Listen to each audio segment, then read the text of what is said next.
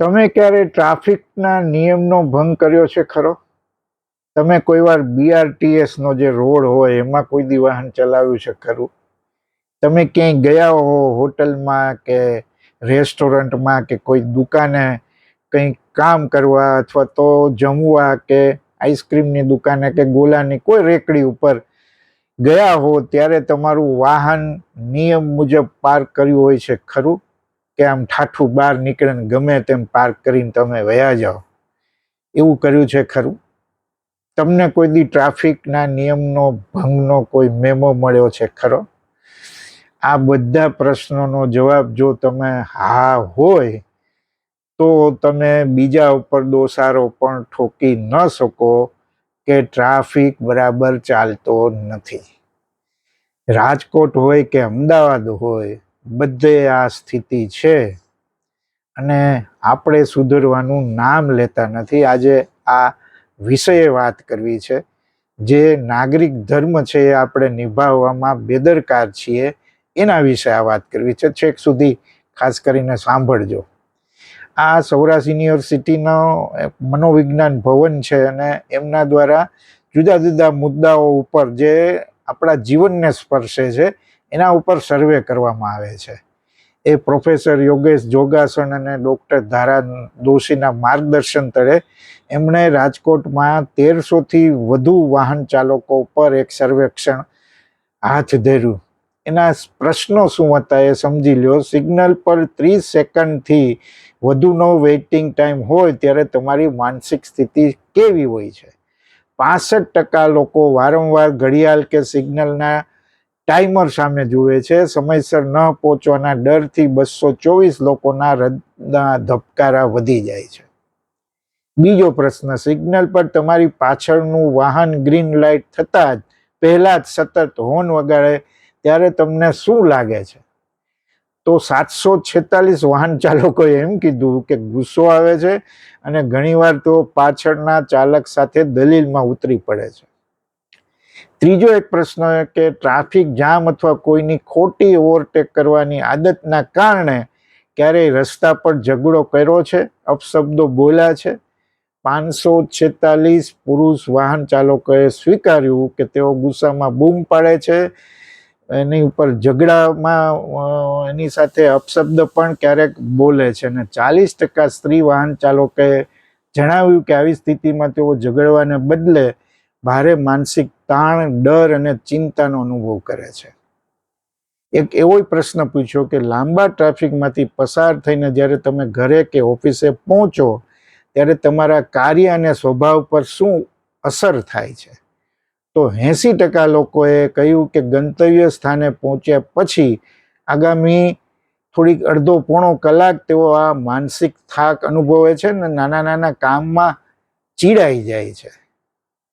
સાહેબ, મુદ્દો શું છે કે લોકો ટ્રાફિક નિયમોનું પાલન કેમ કરતા નથી અને કાયદાનો ડર કેમ રહ્યો નથી?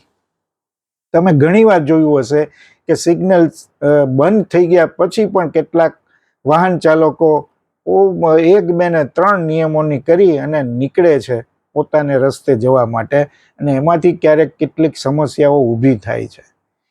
તમે રોજ અખબારમાં આવા અકસ્માતોના સમાચાર જે સાંભળો છો, છતાં પણ આપણે ગંભીર નથી. શું કારણ છે આની પાછળ? આ ટ્રાફિક નિયમનો ભંગ કરવાનું કારણ શું છે? ડર? તો એના કેટલાક મનોવૈજ્ઞાનિક કારણ છે. એક તો છે મને કંઈ નહીં થાય, મારું કોણ બગાડી લેશે. આજે ઓપ્ટિમિઝમ બાયસ છે ને, આ માનસિકતાના કારણે કેટલીક સમસ્યા થાય છે. મોટા ભાગના વાહન ચાલકો એવા ભ્રમમાં જીવે છે કે અકસ્માત તો બીજા સાથે જ થાય, મારી સાથે નહીં. અને આવા ઓવર કોન્ફિડન્સના કારણે તેઓ રોંગ સાઈડમાં જવા કે હેલ્મેટ ન પહેરવાનું જોખમ પણ લઈ લે છે. અને આપણે ઘણીવાર જોઈએ છીએ કે આમાંથી ઘણા બધા ઝઘડા પણ ઊભા થાય છે. અને ચલતા હૈ એટીટ્યુડ, ચાલશે, એમાં શું ફેર પડી જાય? આપણા સમાજમાં જે શોર્ટકટ લેવાની કુટેવ છે, 2 મિનિટ માટે ક્યાં હેલ્મેટ પહેરવું? અલબત્ત આમાં બીજા કેટલાક પ્રશ્નો છે કે સિટીમાં હેલ્મેટ પહેરવાની કેટલીક અગવડતાઓ પણ છે, એના કારણે બીજી કેટલીક સમસ્યાઓ પણ થાય છે. સિગ્નલ ખુલવામાં 5 સેકન્ડ બાકી છે તો નીકળી જાઓ. આવું અનેક લોકો કરે છે, રોજ કરે છે. અને આવી નાની નાની બેદરકારીઓ પછી આગળ જતા એ આદત બની જાય છે. આજની ભાગદોડ ભરેલી જિંદગીમાં લોકો ઘરેથી મોડા નીકળે છે. સમયથી એને ખબર છે કે મને મારા ગંતવ્ય સ્થાને પહોંચતા આટલો સમય લાગશે, ટ્રાફિક હશે, છતાં પણ એ નિરાતે નીકળે છે અને પછી ટ્રાફિકના નિયમ તોડી અને ઝડપથી પહોંચવાના પ્રયત્ન કરે છે. સૌથી મહત્વની વાત કે કાયદાનો ડર કેમ નથી. ટ્રાફિક પોલીસ હંમેશા દરેક 4 રસ્તા ઉપર હાજર હોતી નથી. જ્યારે નિયમ તોડનારને ખબર હોય છે કે અહીં કોઈ જોવાની કે પકડવાની શક્યતા ઓછી છે, એટલે એમનો ડર રહેતો નથી. ઘણા લોકોને એવો ભરોસો પણ હોય છે કે જો પકડાશે તો થોડું વહીવટ કરી અને નીકળી જવાશે, અથવા તો કેટલાકને નશો હોય છે કે હું ફલાણા રાજકીય ધારાસભ્યનો આમ છું, સગો છું, સાંસદનો આમ છું, કોઈક વગદાર વ્યક્તિની ઓળખાણ લગાડી અને પોતે છૂટી જશે. આ જુગાડવાળી માનસિકતા કાયદાના ડરને ખતમ કરી નાખે છે. હવે તો જો કે સરકારે દંડની રકમ વધારી છે. ડિજિટલ મેમો પણ આવી જાય છે ઘેર બેઠા. લોકો તેને ભરે છે અથવા લાંબા સમય સુધી પેન્ડિંગ પણ રાખે છે. એટલે વહેલા મોડા પૈસા આપીને છૂટી જવાની સગવડ ડર પેદા થવા દેતી નથી. કેટલીક સામાજિક બાબતો પણ અસર કરે છે કે આપણા સમાજમાં ટ્રાફિક નિયમ તોડવાને કોઈ મોટો ગુનો કે શરમજનક બાબત ગણવામાં જ નથી આવતી. ઉલટાનું અમુક યુવાનો હેલ્મેટ ન પહેરવાને સ્પીડથી બાઇક ચલાવવામાં બહાદુરી કે ટ્રેન્ડ સમજે છે. અને માતા પિતા પણ એટલા જ જવાબદાર છે. ઘણા કિસ્સાઓમાં સગીર છોકરાઓને કારની ચાવી હાથમાં આપી દેવાય છે અને એ અકસ્માત કરે, કોઈને મારી નાખે ત્યારે પ્રશ્નો સર્જાય છે. એક કિસ્સો મારે કહેવો છે, થોડા સમય પહેલાનો છે કે એક સગીર છોકરો વિદેશથી NRI પરિવાર હતો ને એને બહુ મોંઘી ગાડીમાં એ નીકળો અને એક સાયકલ ઉપર જતા પીઢ માણસને એને ઠોકર મારી અને ત્યાં મૃત્યુ પામ્યા. આ કેસ બહુ ચાલ્યો. આ તો NRI હતા, પૈસાની તાકાત હતી એટલે એમણે બધું સેટલ કરીને છોકરાને છોડાવી લીધો, નહીં તો જેલમાં જવું પડે. પણ આવું અનેક વાર બને છે. આ સ્થિતિ બદલે એ માટે શું કરવું જોઈએ? માત્ર CCTV કે પોલીસના દંડથી વ્યવસ્થા પૂરી નહીં સુધરે. એની માટે 3E નું મોડેલ જરૂરી છે. તો આ 3E શું છે? પેલું એન્જિનિયરિંગ. રસ્તાઓનું પ્લાનિંગ એવું હોવું જોઈએ કે ઈચ્છવા છતાં માણસ રોંગ સાઈડમાં ન જઈ શકે. જેમ કે one way puncture proof tyre killers, આવું પણ થઈ શકે. બીજું એન્ફોર્સમેન્ટ. દંડ આપોઆપ ડિજિટલ પદ્ધતિથી કપાય અને ઓળખાણ કે લાંચનો કોઈ સ્કોપ જ ન રહે. વારંવાર નિયમ તોડનારનું લાયસન્સ હંમેશા માટે રદ થાય. યુરોપ અને અમેરિકામાં આ સિસ્ટમ છે. આપણે પણ આ લાગુ પાડી શકીએ. અને ત્રીજું છે એજ્યુકેશન. શાળા કોલેજના સ્તરથી ટ્રાફિક સેન્સને એક ફરજિયાત વિષય તરીકે ભણાવવામાં આવે તો ઘણો બધો ફેર પડે. યુરોપ અમેરિકાની શાળાઓમાં આવો વિષય પણ હોય છે. પણ જ્યાં સુધી લોકો પોતાની અને સામેવાળાની જિંદગીની કિંમત સમજતા નહીં થાય ત્યાં સુધી રસ્તાઓ પરનો આ અજ્ઞાત ભય અને બેદરકારી ચાલુ રહેવાની છે. ગુજરાતમાં તમે રાજકોટ ને અમદાવાદ પકડો તો ત્યાં બંને જગ્યાએ આ સમસ્યાઓ વકરી રહી છે. રાજકોટ મોજીલું રંગીલું કહેવાય છે, પણ ટ્રાફિકમાં અત્યંત બેદરકાર છે અને એના કારણે ચાલશે ને ફાવશે ને. આ રાજકોટના લોકોમાં કેટલાક લોકો જે ટ્રાફિકનું નિયમ પાળતા નથી એનામાં અજીબ આત્મવિશ્વાસ હોય છે. અરે ભાઈ, કાલાવા રોડ ઉપર તો રોજ નીકળીએ, આપણને કોણ પકડે? આ માનસિકતા છે સાહેબ.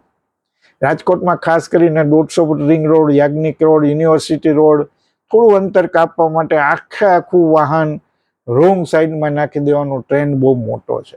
અલબત્ત ક્યાંક ટ્રાફિક મેનેજમેન્ટનો પણ અભાવ છે, ટ્રાફિક તંત્રની પણ મુશ્કેલીઓ છે. કેટલાક રોડ પર પાર્કિંગ તમે જરાક પણ આમ તેમ કરો એટલે લોક લગાડી જાય છે, 1000 રૂપિયાનો દંડ થાય છે. તો માણસ જે તે જગ્યાએ જાય તો વાહન ક્યાં રાખે? આ બહુ મોટી સમસ્યા છે. તમારે આમાંથી કોઈ પ્રેક્ટિકલ ઉપાય તમારે કાઢવો પડે. આ પણ એક બહુ મોટી મુશ્કેલી છે. લોકો યુટર્ન સુધી જવાનો કંટાળો આવે છે. યુટર્ન બહુ લાંબો હોય. હમણાં તમને કહું કે કાલાવડ રોડ ઉપર નિર્મલા સ્કૂલ વાળો જે ચોક છે, કોટેચા ચોક, એ ત્યાં વચ્ચેથી નીકળી જવાતું હતું અને સર્કલને ફરીને તમે આગળ જઈ શકતા હતા. એ હમણાં બંધ કરવામાં આવ્યું છે. કારણ શું છે ખબર નથી. આ કઈ પ્રકારનું ટ્રાફિક મેનેજમેન્ટ છે? એવી જ રીતે તમે જુઓ કે BAPS સ્વામિનારાયણ મંદિર પાસે એમણે નાનકડું મંદિરનો આખો એક રેપ્લિકા ઊભી કરી છે અને ત્યાંથી નીકળાતું નથી, તો તમારે છેક અંડરબ્રિજ કોર્સ કરી અને પાછું આવવું પડે છે. આનો શું ઉપાય હોઈ શકે કે કેમ, એ પણ વિચારવું જોઈએ. એટલે હાલમાં જે રાજકોટ ટ્રાફિક પોલીસે હેલ્મેટ ને સીટ બેલ્ટ માટે સ્પેશિયલ ડ્રાઈવ, પણ આપણે ત્યાં શું છે કે એ કેટલોક સમય ચાલે, પછી એનો વિરોધ પણ થાય, સાચું ખોટું બધું ચાલે અને પછી પાછું જેસે થેની સ્થિતિમાં આવી જાય. અમદાવાદમાં આ જ સ્થિતિ છે કે રોડ નાના પડવા માંડ્યા છે, વાહનો એટલા બધા વધતા જાય છે કે એની સામે જે રોડ ઇન્ફ્રાસ્ટ્રક્ચર હોય, ટ્રાફિક મેનેજમેન્ટ હોય, એ બધું ટૂંકું પડે છે. અમદાવાદમાં તો સૌથી મોટી સમસ્યા એ છે કે લોકો પોતાની ગાડી, બાઇક BRTS ના સ્પેશિયલ ટ્રેકમાં ઘુસાડી દે છે. રાજકોટમાં આવા નરબંકાઓ છે, એમાં કોઈ સવાલ જ નથી. અને અમદાવાદમાં ઠેર ઠેર CCTV કેમેરા, ચલણની બધી વ્યવસ્થા છે. આપણા કરતાં, રાજકોટ કરતાં વધારે સારી છે. અને સ્પીડ વધારી દે તો સિગ્નલ, તોય છતાં લોકો સ્પીડ વધારે છે, સિગ્નલ તોડે છે. લોકોને દંડ ભરી દેવો મંજૂર છે, પણ નિયમ પાળવો મંજૂર નથી. આ મુશ્કેલી છે સાહેબ. એટલે લાયસન્સ ન હોય તો પણ ગાડીઓ ચલાવે છે. અને તમે વિચાર કરો સાહેબ કે ગુજરાતમાં દર મિનિટે લગભગ 15 કેસ ટ્રાફિક નિયમ ભંગના થાય છે. તમે વાર્ષિક કેસની સંખ્યા ગણો ને તો દર વર્ષે લગભગ 70 લાખ જેટલા ટ્રાફિક ભંગના કેસ નોંધાય છે. અને કેટલાકમાં તો ઓટોમેટેડ ચલણ પણ બને છે. એટલે અમદાવાદ, સુરત, વડોદરા, રાજકોટ મેટ્રો શહેરમાં વિશ્વાસ પ્રોજેક્ટ નીચે જે CCTV કેમેરા છે, એમાંથી રોજ હજારો ચલણ ફાટે છે. માત્ર અમદાવાદ અને સુરતમાં જ વર્ષે 15 થી 20 લાખથી વધુ ચલણ જનરેટ થાય છે. અને વર્ષે દાડે લગભગ 200 કરોડથી વધુનો દંડ ફટકારવામાં આવે છે.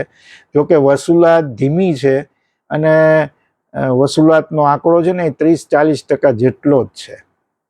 અને મજાની વાત એ છે કે કયા નિયમો વધારે તોડવામાં આવે છે. એક તો હેલ્મેટ, સીટ બેલ્ટ ન પહેરવો. ઘણા લોકો શું કરે છે, સિટીમાં હોય તો સીટ બેલ્ટ ન પહેરે, જેવા હાઈવે ઉપર ચડે એટલે ડર લાગે કે હવે ક્યાંક, અથવા તો સિટીમાં પહેરે ને હાઈવે ઉપર ન પહેરે, પછી સિટીની નજીક આવે ત્યારે પાછું સીટ બેલ્ટ લગાડી દે. રોંગ સાઈડ અને ડ્રાઇવિંગ કરવું મજા લોકોને આવે છે. નો એન્ટ્રીમાં ઘૂસવાની વાત છે. અને signal jump, red light violation, 4 રસ્તા પર પીળી લાઇટ, લાલ લાઇટ છતાં વાહન ભગાડીને લોકો નીકળી જાય છે. ટ્રિપલ સવારી પણ કરે છે બાઇક ઉપર. અને હમણાં જે નવો ટ્રેન્ડ શરૂ થયો છે કે લોકો દંડ ન ભરતા હોવાના કારણે ગુજરાત સરકારે વધારે કડક નિયમ પણ બન્યો છે કે જો કોઈ વાહન ચાલક નિર્ધારિત સમય 90 દિવસમાં પોતાનું ચલણ ન ભરે તો તેનો કેસ સીધો ઓનલાઈન વર્ચ્યુઅલ કોર્ટમાં ટ્રાન્સફર થઈ જાય છે. અને વર્ષે આવા 20 લાખથી વધુ કેસ કોર્ટના ચોપડે ચડે છે.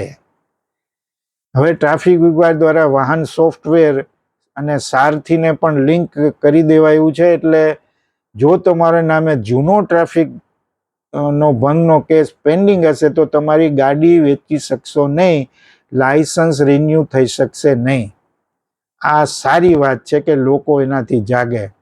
પણ આ આંકડાઓ સાબિત કરે છે કે રોડ પર કેમેરા અને પોલીસ હોવા છતાં દર મિનિટે 10 થી 12 લોકો ટ્રાફિકના નિયમ તોડે છે. આટલી મોટી સંખ્યામાં થતા નિયમ ભંગ પણ દર્શાવે છે કે લોકો માટે દંડ એ માત્ર નાણાકીય પ્રક્રિયા બની ગઈ છે. અકસ્માતથી બચવાનો પાઠ નથી. આ લોકોને જે મુશ્કેલીઓ પડે છે એની અમને કાંઈ પડી નથી.